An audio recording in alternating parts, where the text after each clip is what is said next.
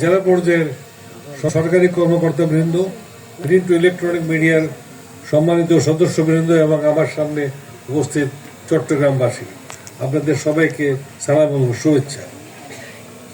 আমরা আজকে একটা বিশাল কর্মযজ্ঞের মাঝে উপস্থিত হয়েছি। আপনারা দেখছেন জেলা প্রশাসনের উদ্যোগে একটা বিশাল ফুলের উৎসব আয়োজন করা হয়েছে, মাসব্যাপী চলবে। আমি অনুমান করতেছি যে অসম্ভব রকমের উদ্যোগ এবং পরিশ্রম থাকলেই কেবল এরকম একটা এই কর্মযজ্ঞ সফল হতে পারে।